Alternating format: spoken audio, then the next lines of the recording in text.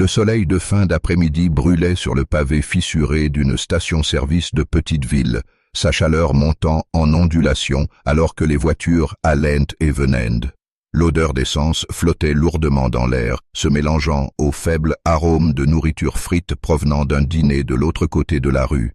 Mais au milieu de ce qui aurait dû être une journée ordinaire et oubliable, quelque chose se déroula qui resterait gravé dans le cœur de tous ceux qui en furent témoins.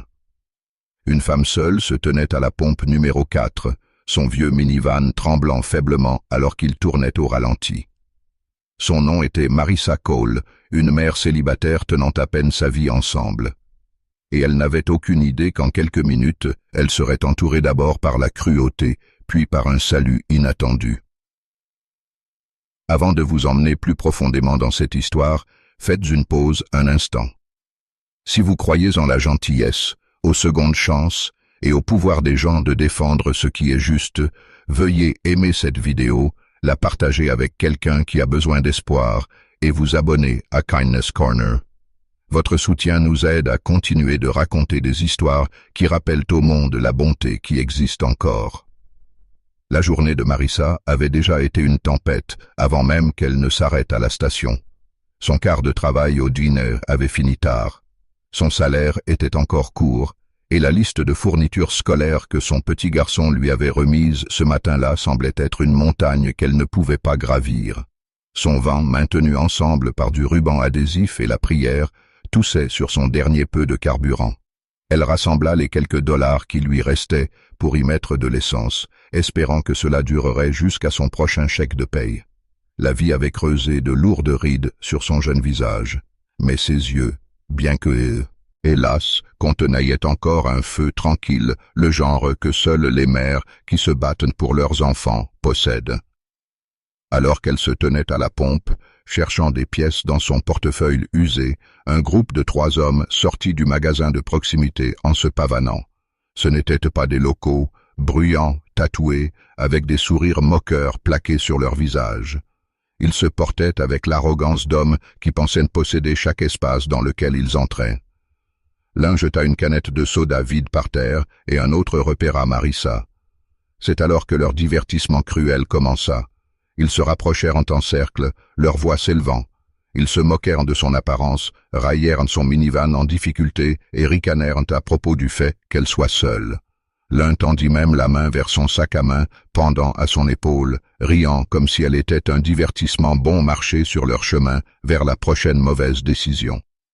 Les mains de Marissa tremblaient alors qu'elle serrait plus fort le pistolet d'essence, sa poitrine se serrant de peur. Elle regarda autour d'elle, mais la station était presque vide.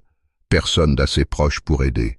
La pensée de son petit garçon qui l'attendait à la maison surgit dans son cœur. Elle ne pouvait pas s'effondrer, pas maintenant, mais à l'intérieur, elle se sentait sur le point de craquer. Le rire des voyous devint plus fort, résonnant à travers le parking quand soudain le grondement commença. Un tonnerre bas et régulier qui s'éleva de la distance, devenant plus fort à chaque seconde. Au début, les hommes ne le remarquèrent pas, mais Marissa si. Elle tourna la tête vers la route et ses yeux s'élargirent. Arrivant comme une tempête se trouvaient près d'une douzaine de motos, leurs chromes scintillant sous le soleil brutal, leurs moteurs rugissant comme des animaux sauvages. La station-service sembla tremble. Or alors qu'elles entraient l'une après l'autre, formant une ligne qui semblait à la fois menaçante et magnifique, c'étaient les Hells Angels. Les voyous se figèrent, leurs sourires arrogants vacillants. Ces motards n'étaient pas juste des hommes sur des machines, c'étaient des légendes en cuir portant une aura qui faisait taire l'air autour d'eux. Leur chef, un homme imposant avec de l'argent tissé dans sa barbe et un regard aussi tranchant que l'acier, fit passer sa jambe par-dessus sa Harley. Son gilet portait l'insigne qui faisait réfléchir les hommes adultes à 2 fois avant de parler. Ses bottes touchèrent le sol avec un poids qui semblait faire trembler l'asphalte. Sans un mot, lui et ses frères avancèrent, formant un demi-cercle autour de Marissa, leur présence l'enveloppant dans un mur de protection. Les voyous, soudainement privés de leur bravade, bégayèrent des excuses. L'un essaya d'en rire, mais sa voix se brisa sous le poids du silence qui pesait depuis les motards. Le chef n'éleva pas la voix, il n'avait pas à le faire, Ses yeux se verrouillèrent sur eux, et le message était clair. Partez ou regrettez chaque souffle que vous avez osé prendre ici. En quelques instants, les trois hommes reculèrent, trébuchant sur eux-mêmes alors qu'ils se précipitaient vers leur voiture. Leurs pneus crissèrent alors qu'ils fuyaient le parking, ne laissant derrière eux que leur lâcheté et la puanteur de leur arrogance.